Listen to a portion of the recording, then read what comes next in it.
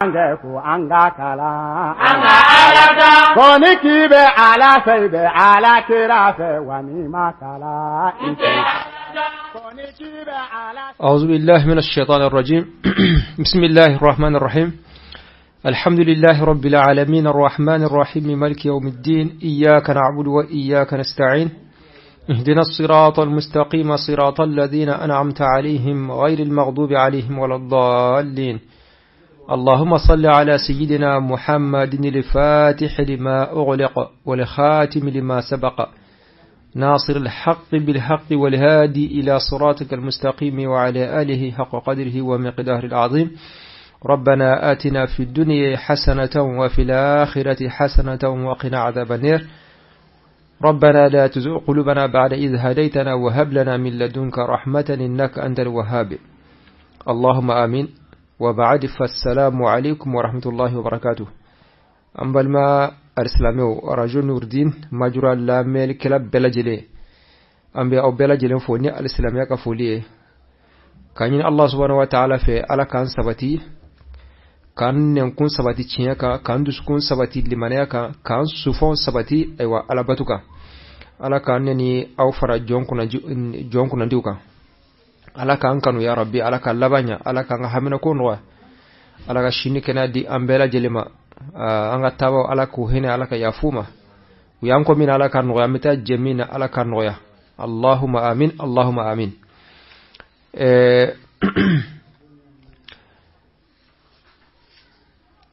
wal handam min be ambulo sisambe ka kuma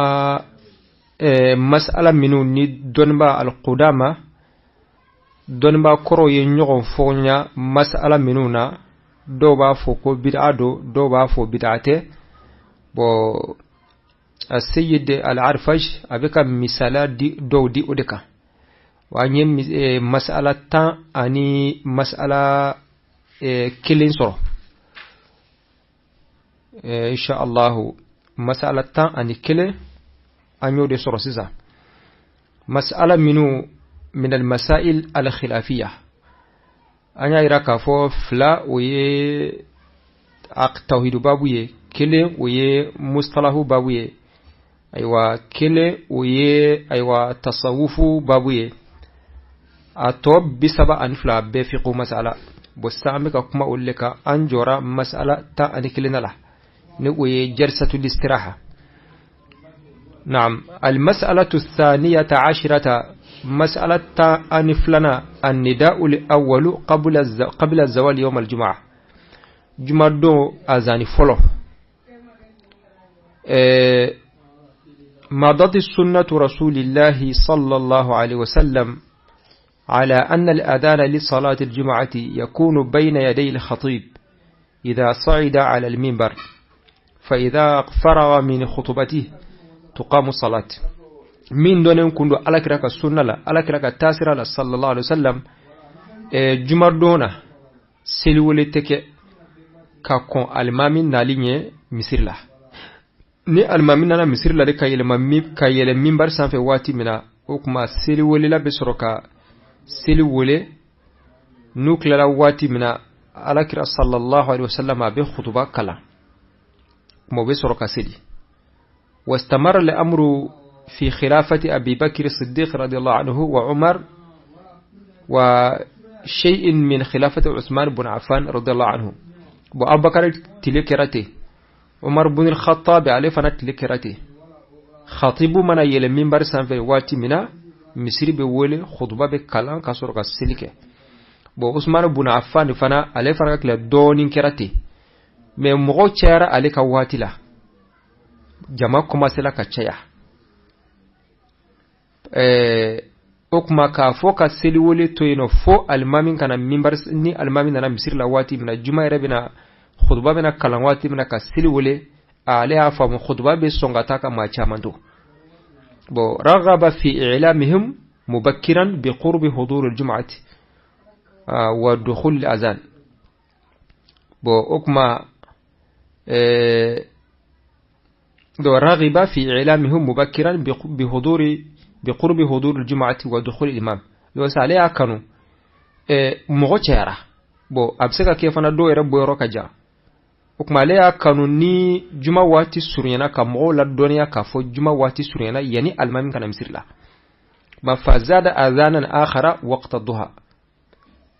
ukma yesiri wolela nyamariya ni wulha korotala komi wa wulha manase comme exemple 11h nunu wati 4 midi no ba soro bon zawali masefolo ma ba soro kile korotala ukma obi siri wole sadiri kamo hakilla jigi wala o yeseli wole mi juma seli wole tere parce que juma era wati masefolo o ko nimbe comme doron ayawla be wati seraka ba o misala mi bambolo comme sogma sella misiri wole law be misiri wole de kasro fajiri kene mabo depuis 4h du matin iba yobe misiri wole commencer o ba soro fajiri mabo de mais comme o kegun shukorona ko kacha na fora ga seli wole bla foka salatu fajiri kene mara bo wati mina kasoro ga sogma seli wele a seli be songa ke ga macha mando ma sukona ko kacha o kama seli be wele depuis fajiri mabo yala sa mo no labe ka awa seli soro o kuma ale ya bla fana de minan kono ma o be seli wele depuis aywa ka kon wati doniye yala sa mo no labe ka be juma ba na o kuma kera Usman ibn Affan awa deklela ومما يدل لذلك حديث السائب بن يزيد رضي الله عنه عليكو كان الأذان على أحد رسول الله صلى الله عليه وسلم وأبي بكر وعمر إذا خرج الإمام وإذا أقيمت الصلاة فلما كان عثمان زاد النداء الثالثة على الزوراء موضع بالسوق بالمدينة والمعنى أن الأذان في العهد النبوي وعهد أبي بكر رضي الله عنه وعمر كان أذانين الأذان الحقيقي والإقامة نعم أكما السائب بن يزيد عليك حديثا عليكم على كرك ليلة أني أبو بكر كليلة أني عمر كليلة أيوة سلوك مولد ني المامي لنا خطبة سانفه ni almami yelana aywa minbar sanfe ka khutba kala selikum be wole seli wole awa kuma ke odela me Usman ibn Affan klela ale de ye seli min fele wole seli wole min fele ke yani almami kana ale de yo faraka bo komi anga la dala sabe wole ate wole kasoro juma wati mase kasoro zawali make donc abe wole zawali na fo inere misali yala abe wole ola wonoto luka wato lukma wole de ka ko onyere mako Usman ibn Affan alide nanani ay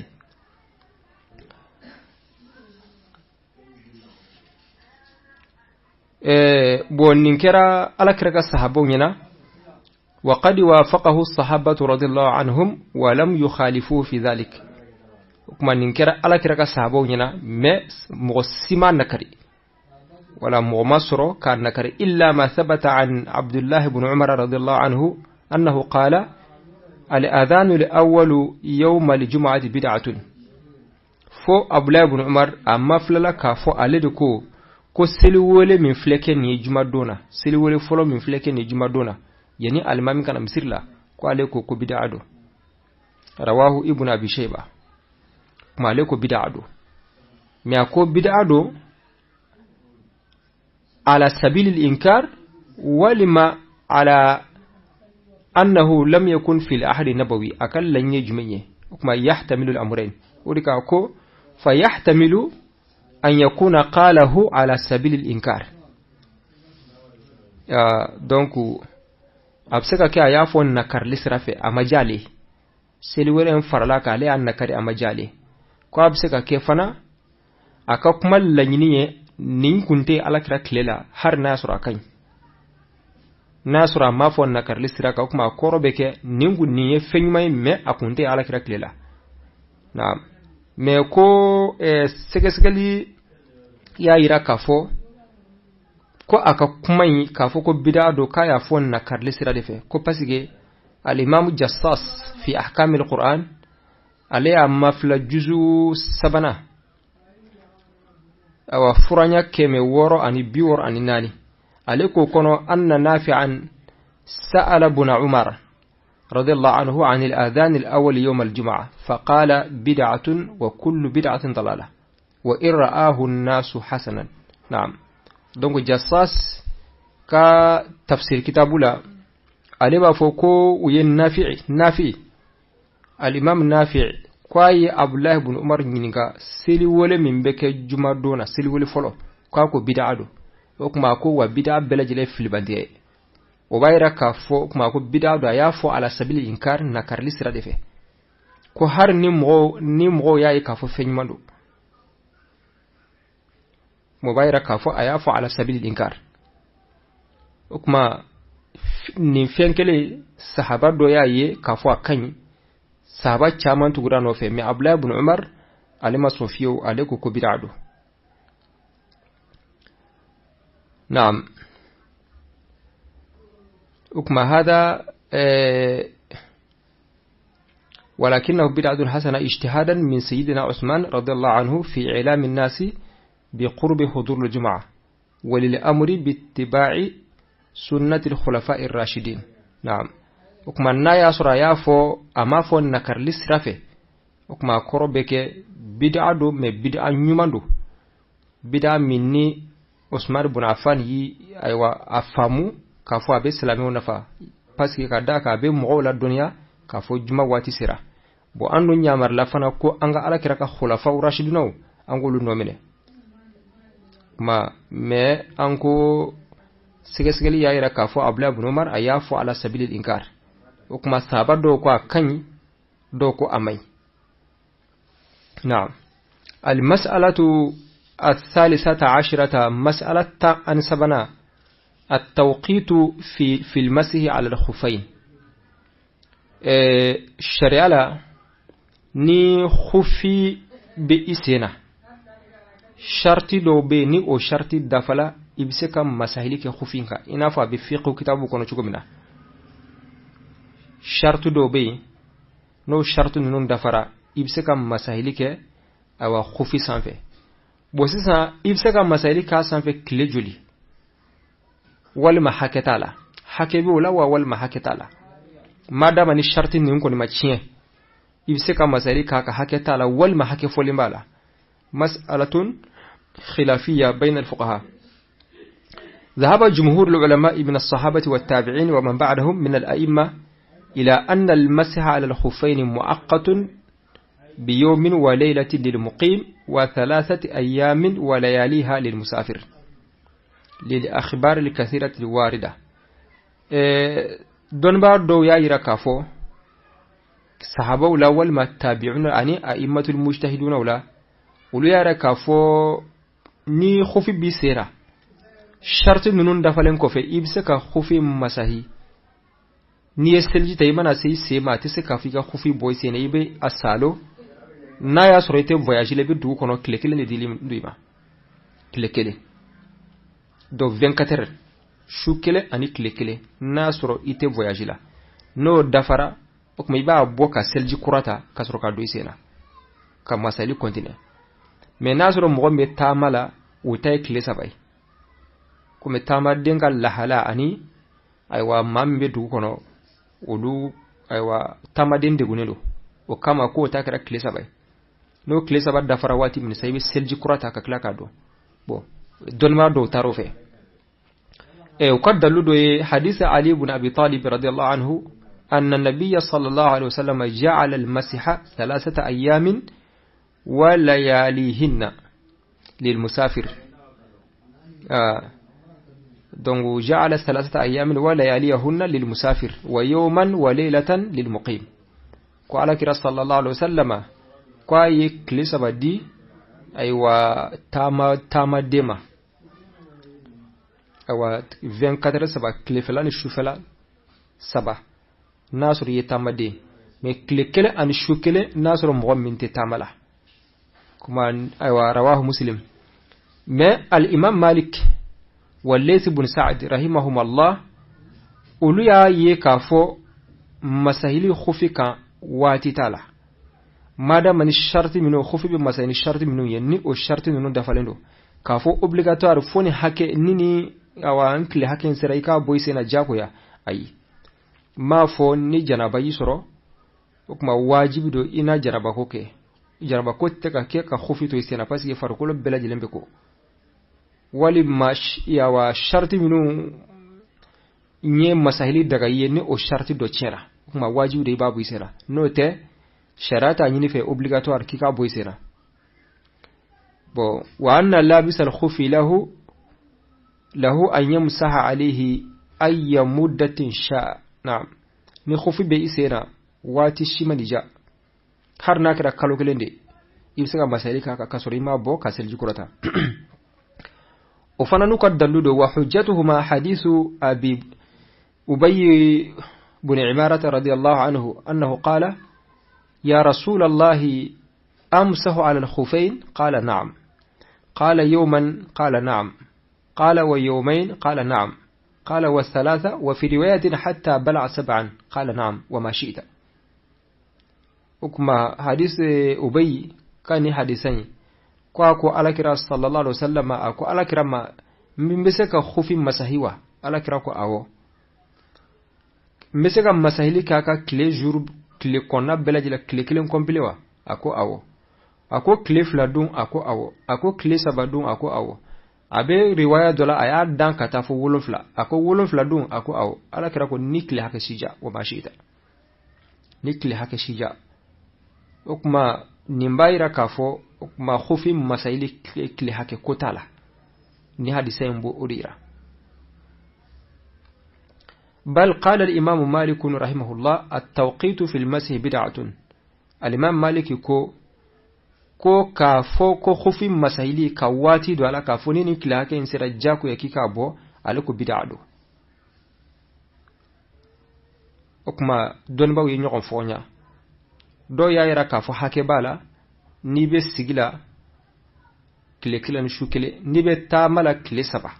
me alman malik ko bid'ado kuma mas'alatun ay wa khilafiyya don ba do yara kafu mashru'un do yara kafu ko bid'ado tujuru mas'ala minu ni al ulama al qudama wiye hunyo fonya mas'ala kilen kunka do ba fo abebe do ba fo bid'ado o misalaw de be kadi المسألة الرابعة عشرة مسألة أننا سنة المغرب القبلية نكلي بنا يعني فترك السلي ما وفل نافلة من سلي يعني فترك السلي نافلة من فل سلي ومسألة أننا من السنن الرواتب التي اختلف العلماء سلفا وخلفا في مشروعيتها ركعة المغرب القبلية نافلة منو ni donba wi ñogon fo ñogonya ala ni nafla insembe ala yala bebe abeke wal mamanka ka nafla seli ka ko fitri selnye kleb binen ko fe donba wi ñogon fo ñogonya ala كتر حكل نفلة الأول عدم استحبابهما كايرا كافو أكن ننته أركان فلكا سيلي كاكو كليب بينين كوفي يعني فتري كسيلي كو أكن ننته ونقله بعضهم عن الخلفاء أبي بكر وعمر وعثمان وعلي وآخرين من الصحابة دو يا كافو عمر أبو بكر كم تسو أما عمر بيتي Usman bete Ali ibn Abi Talib ani sahaba chama kolu wa maswaba bo maliki fana taro de fe maliki fe a konendo kleb binen ko fe yani fitri kasil nafla sir konendo nafla sir bidayl ni fitri sellati wa aktharu al fuqaha rahimahumullah don ba fana fiqhu karamo chama be odika wa qala an-nakhai ibrahim an-nakhai rahimahullah alayku bid'ah وقال النخعي رحمه الله هي بدعة إبراهيم النخعي عليك بدعة وهجتهم أن استحبابهما يؤدي إلى تأخير المغرب عن أول وقتها قليلا وكما منه يعني فتري كسل النافلة سلتي ولي أيرا كفو مستحبوته ولي أكونيا كسابوك abena ga sabu ka fitri ertari ni kile bina doron fitiri kan asili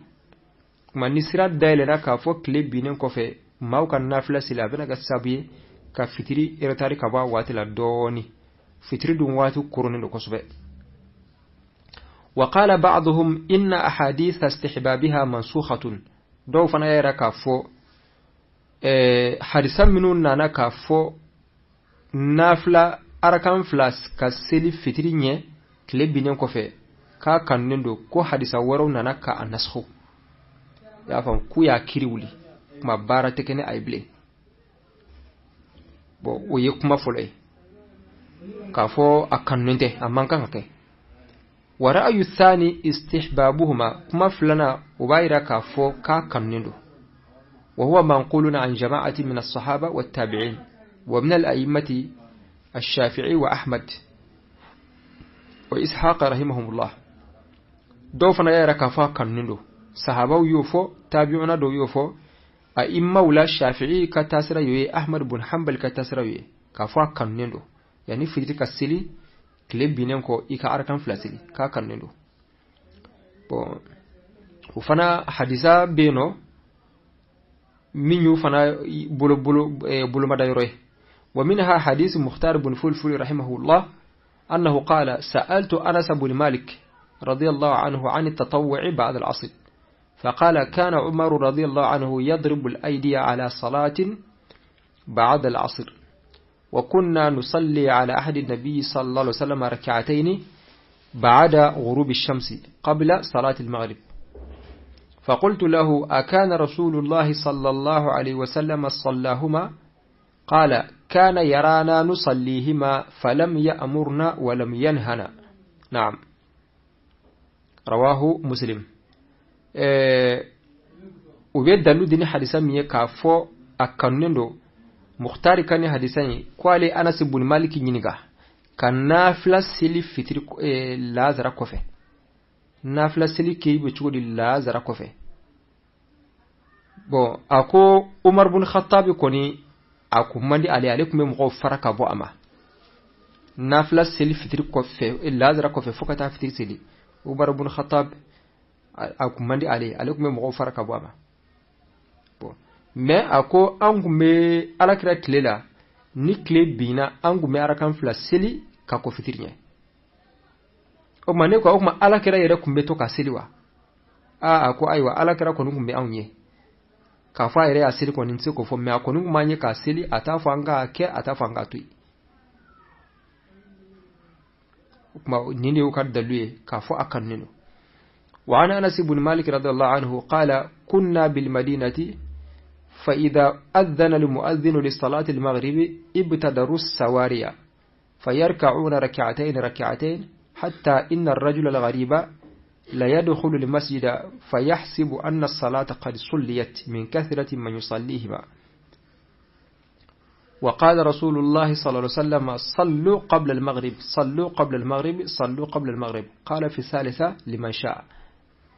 حديث وربينو نوي أنس بن مالك عليكو قلوت مدينة ني سلولي لا سلولي مغوبي تليا أيوا كادو gondamo ni ñoxonce be akada mo beta jojo aywa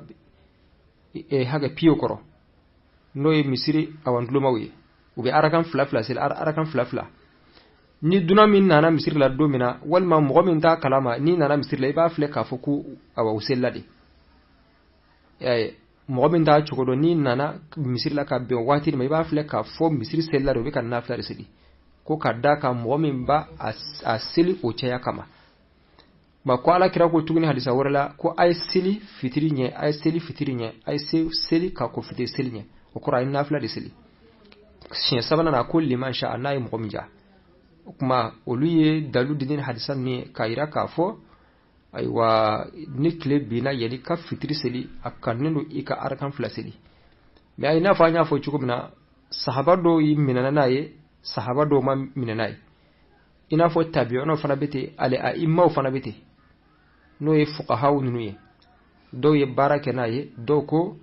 aywa akone no ina fa nya fo chugo mina Ibrahim an-Nakhai ale ko bid'a do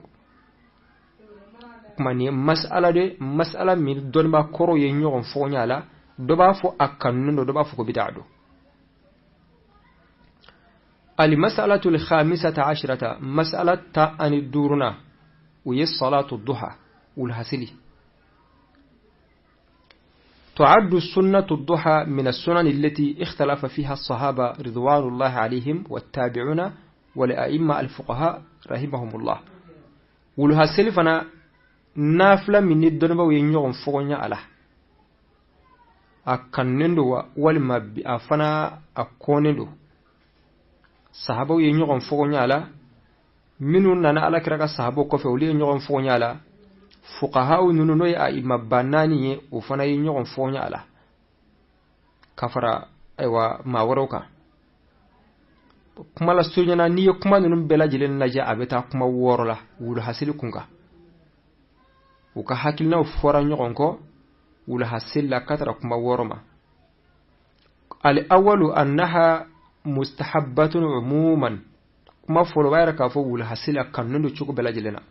la hala belajilena may kanka sili barajiba bala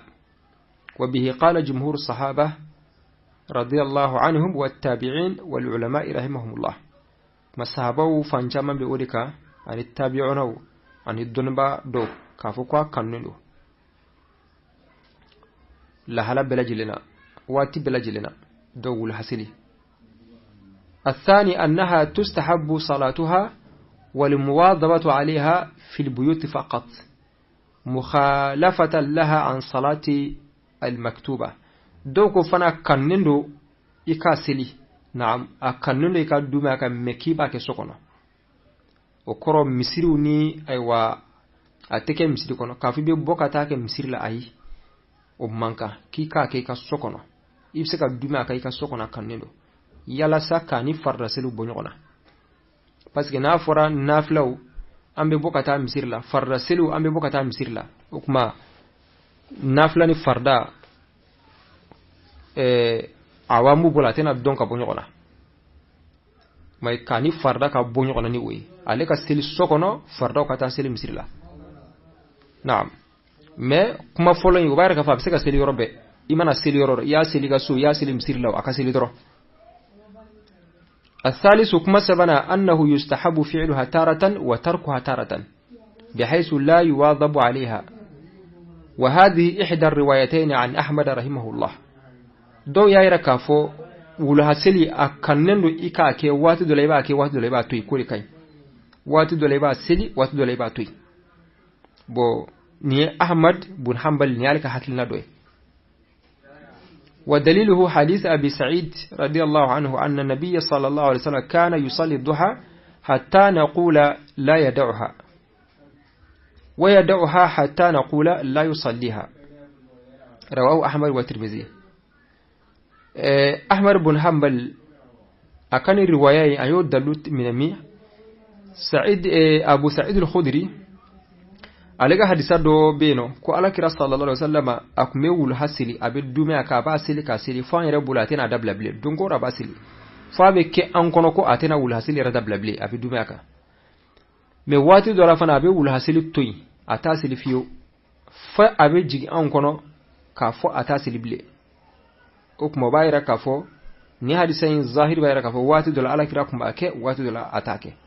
mawri kama Ahmad bin Hanbal awa akan riwayana aleba fu watu doleba ke watu doleba toy na'am wa kana Abdullah ibn Abbas radiyallahu anhu yusalliha 10 wa yad'uha 10 ko Abdullah ibn Abbas alefana ku souvent watu de la bekle tanke kasili avec le tanke kabla avec le tanke kasili avec le tanke kabla وروي عن منصور رحمه الله أنهم كانوا يكرهون أن يحافظوا عليها كالمكتوبة وقال سعيد بن جبير رحمه الله إني لا أدعها وأنا أحبها مخافة أن أراها حتما عليا سعيد بن جبير منصور كو أولوكم بي أفهمك أفوه لحسيلي أولوكم با كونيا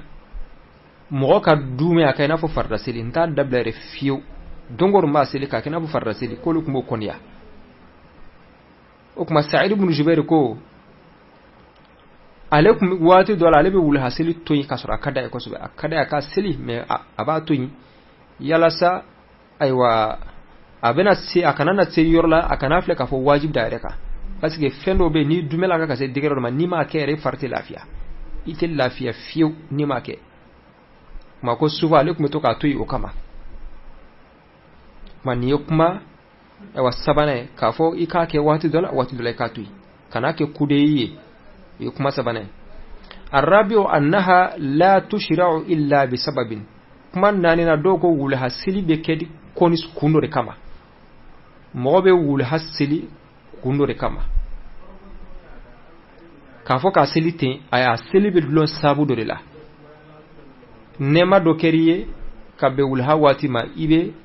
سيلي كي كابي وما وهكذا يكبارو دماندو مكابي ولها واتما دون يبي سيلي مثال يلا واحتج أصحاب هذا الرأي بأنه صلى الله عليه وسلم لم يفعلها إلا بسبب حدث وقت الضحى منو نحكلنا ينفو ولكو كداك على كرا صلى الله عليه وسلم على كرا ولها سلوت موت ما يتاسر أكرا كندر كما أكرا كبنفندو دما كما نسوجا كما على كرا بسلي أمي أسلواتو نبنا ولهما وكما سابو نون وقد تعددت الأسباب وما يقولها السلي سابو منون كما سابو كيلونته حديثة دوبايرا كافو إنافو هاني كحديثة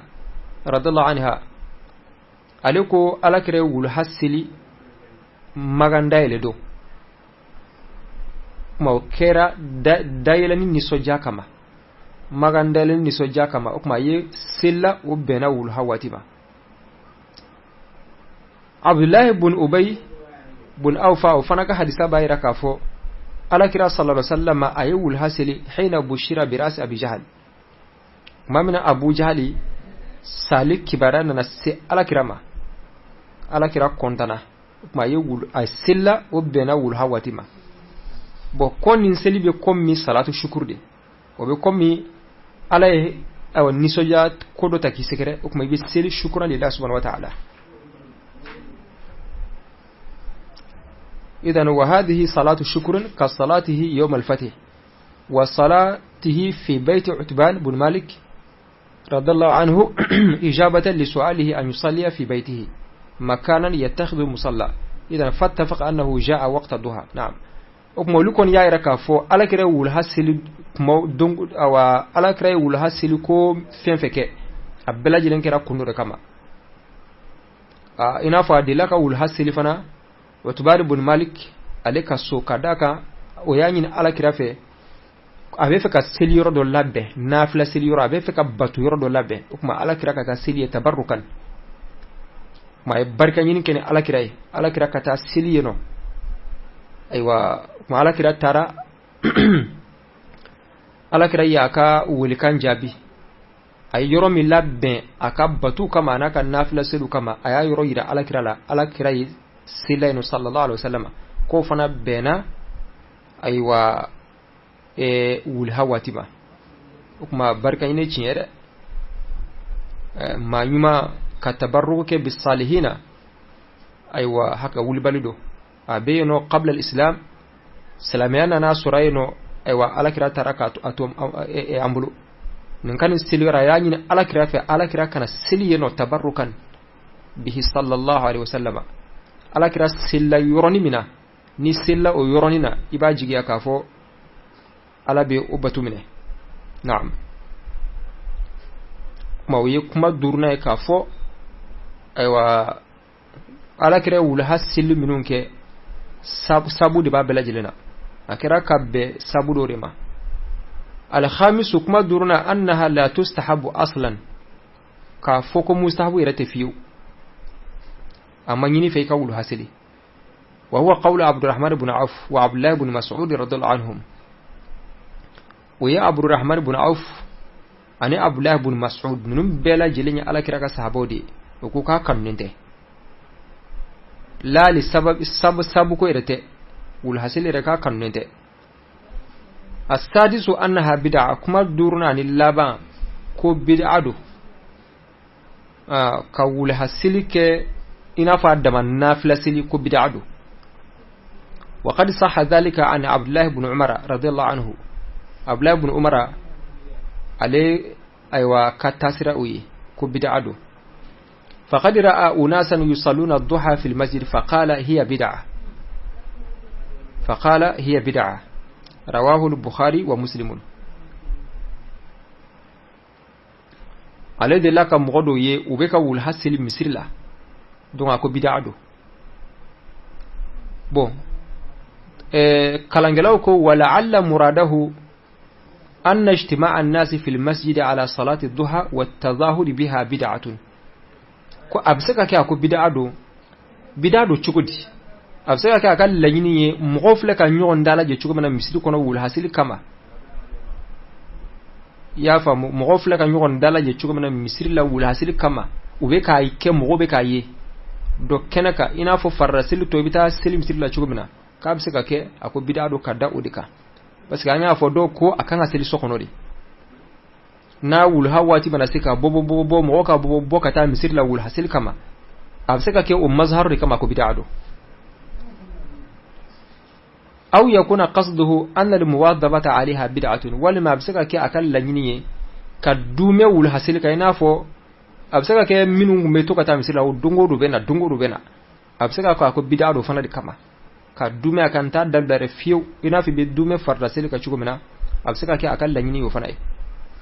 ko pasige li anna nabiyya sallallahu alaihi wasallama lam yuwadhib alaiha khashyata an tufrada ala kirama dume aka aiwa akanana ke wajibiye akan manton ko kasiri bon ako absaka ke fana Abdullah ibn Umar hadisa minun nana wulha ko kibarala ni ala kira yufu absaka ko fana amul hadisawiye absaka ke amul hadisawiye kama ko bid'adu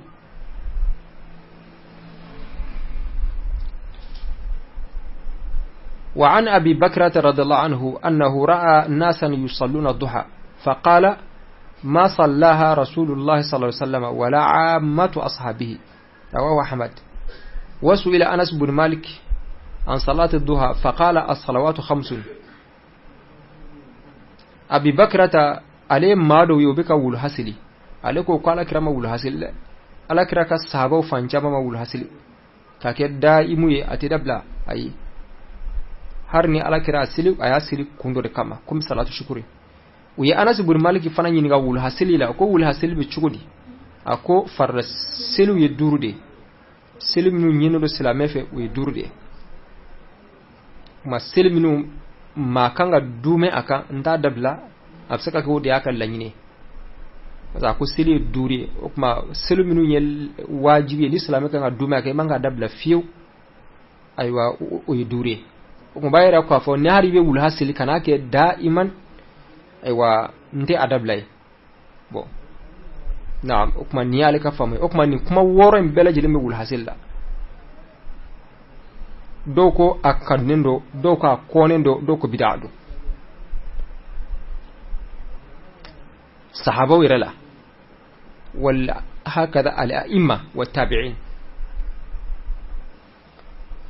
المسألة 16 مسألة أن ورنا وهي سجدة الشكر على النعمة إيه كالسجود بركة السجود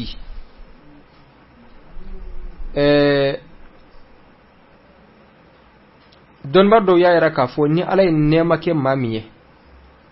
والما على التورا دو نيوني كابو إيكا kuma kuibsika sujudi Allah subhanahu wa ta'ala ka ala barkada ko pasi ka da ka ala kira sallallahu alaihi wasallam kana idha ja'ahu amru sururin aw bushira bihi kharra sajidan shakiran lillahi wa qad sajadaha rasulullah sallallahu alaihi wasallam عندما سأل ربه عز وجل أن يشفعه في أمته فشفعه فيهم وكوني سلامه nisoja kuma ni soro hera mani soro wali ma ala torado nyoni kabo ila degundo kumbila ala duni wuli degun wuli kabo ika ka bebe ka sujudi ala ye barka da kama ko pasige ala kira sallallahu alaihi wasallam ni soja ko kun ala kira soro akumi sujudi ka ala barka da ala kira sallallahu alaihi wasallam akele kanyin Allah subhanahu wa ta'ala fe aka ka sornal domine akam mandola ko ala ya ka sornal domine ko ala kira sujudi la hadisa jumen bo fo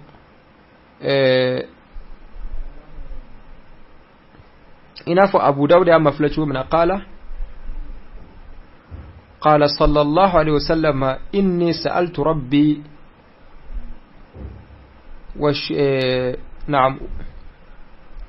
وشفعت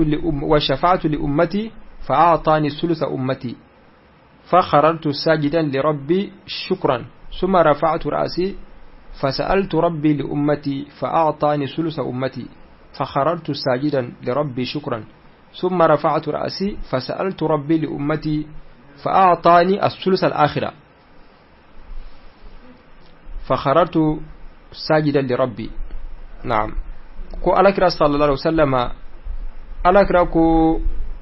علي أنين ألافي ألاكا كسرنا الدومنة أكام مانتون أكاس دلك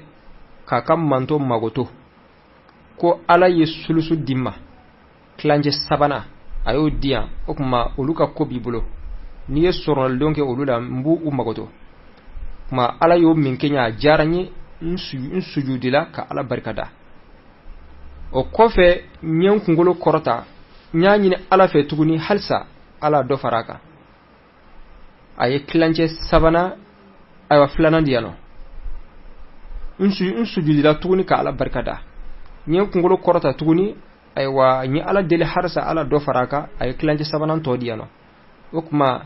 ibse ka sornal donge ikam mantum belajelena madama nimin sara muwahidan ikam manto or la ala kira ka hadisa do be bayra ka fo ala kira ku sallallahu alaihi wasallama aywa alaye duawu do di nyini fendo di nabi man belajelema nyini fendo beno ala ya di nabi man belajelema okuma niye ni nyini fe mbaki awa mbaki bela jilenyi ta soro me alakira sallallahu alaihi wasallam aliko aya ta lasago al qiyamah dunye ka ke soro lunye aka mandunye wa koni maoma ni isara ka soro la ilaha illa allah muhammadur rasulullah obiduskuna mai ka soro lunye alika soro dom se ki soro parce que ala sira dama se ka soro lunye aka mantom bela jilena abe madama min sara limanaka alaka anfatu muwahhidin akada alaka anni min kasur ambil limanaka ya rabbi an man kasi alama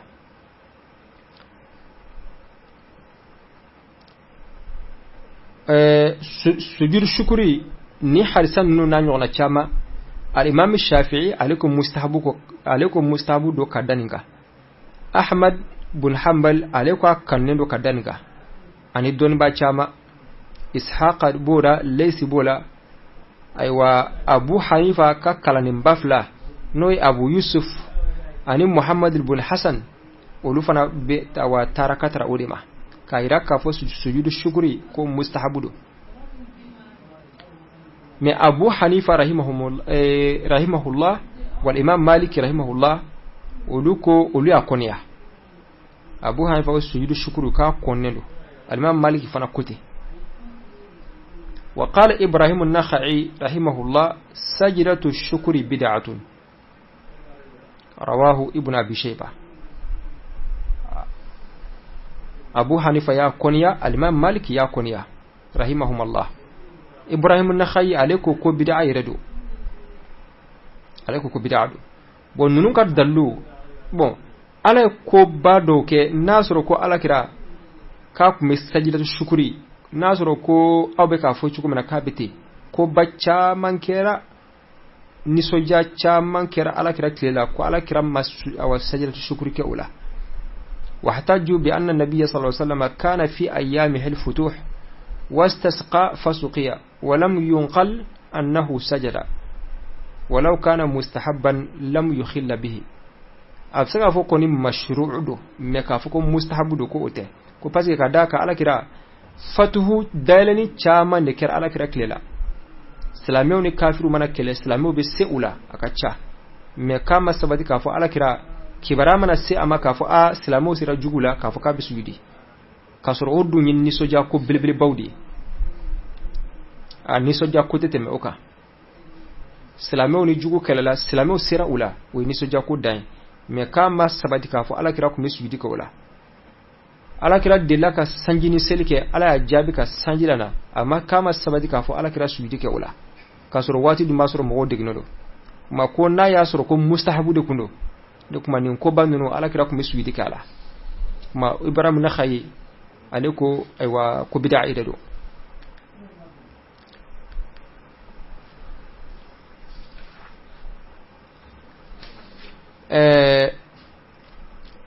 okuma mas'ala ta ani wolflana ambo ke bisigi mas'ala labanye salatul istisqa sanjini seli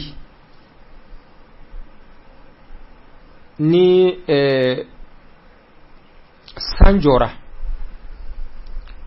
sanjora sante kana silame wa nyinnembe ufe u ka sanjini selike u ka sanjini Allah subhanahu wa ta'ala fe ka ala deli ala ka sanjila nati ina fo abe kalan fiqo kitabu kono chugomna okuma o sira doye ika duwuke aywa khutubala ina fo sabatla ka fa ala kira sallallahu alaihi wasallama ceedo dona misir la juma dona kasoro ala kira be ka khutuba kala ceyi ayinyesi ala kirama ako ala kirama aywa bagawum be kasa de akada bagawum be kasa ma jabino Allah subhanahu wa ta'ala dili ala ka sallanati ala kira ye duwuke o rabbe allahumma aghithna allahumma aghithna ala kira duwuke khutba en konnala o rabbe anasiko o rabbe sanye preparation damine kaba sombe ka nyogon dalaje o rabbe ala salla be sannana sambe kana dogokun kele kolum makle dogokun kele kolum makle unyala mara wal fala wallahi mara aina shamsa sabtan dogokun kele luma kle sanko ni yake mena doro chocho awa atetike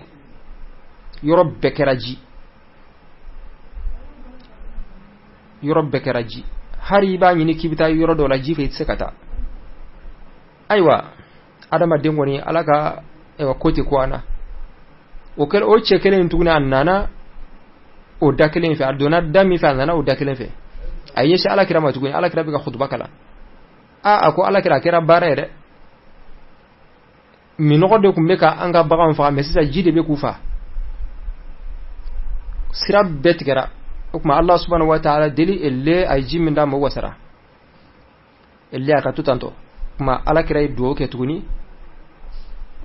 jinga yele makata aywa kungo konnala ani kulu sanfe kuma ala do wujabi santigara kuma wa kharajna namshi fi shams wa rabbik libora ameka tama okuma nindeye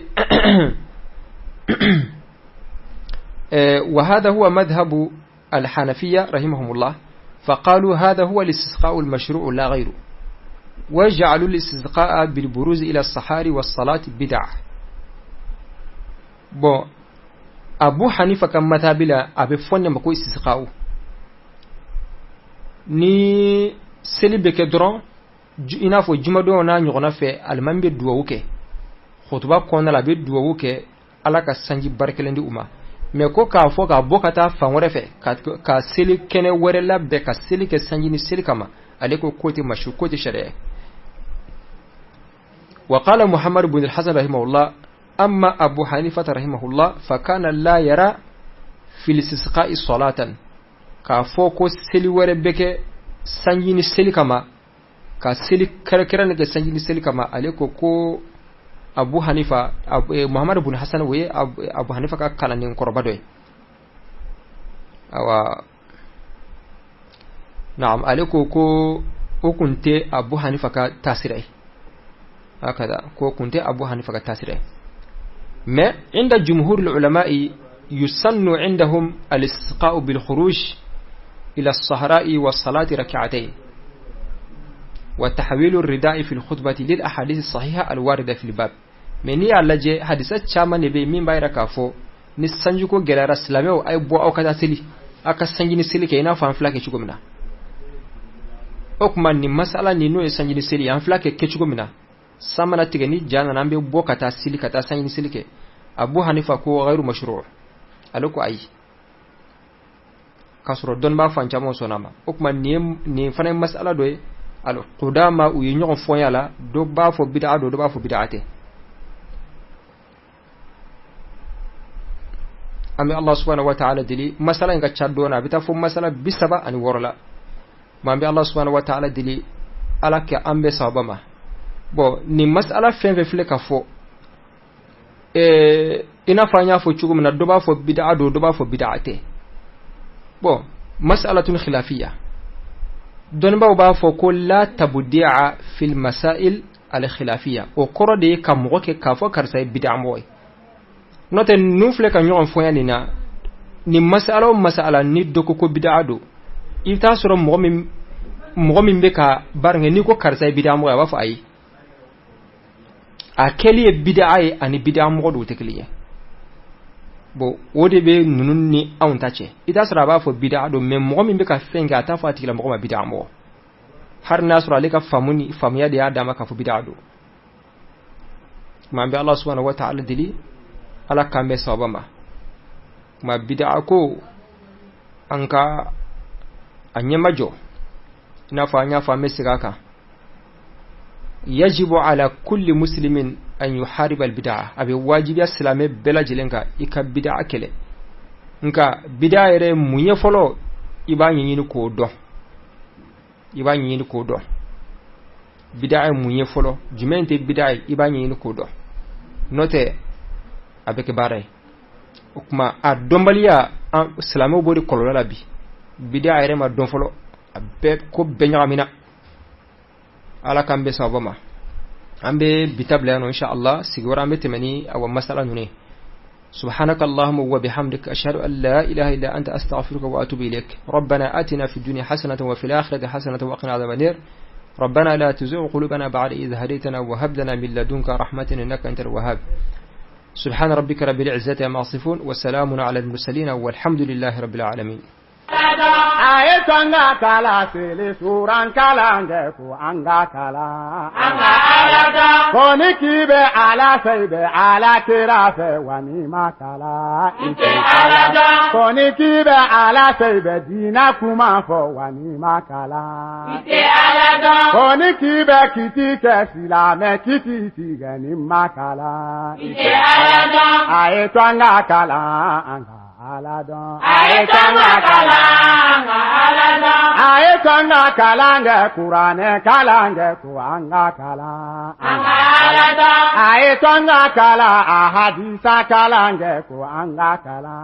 anga aladon ayetanga kala sele suran kalanga kuanga kala anga aladon ayetanga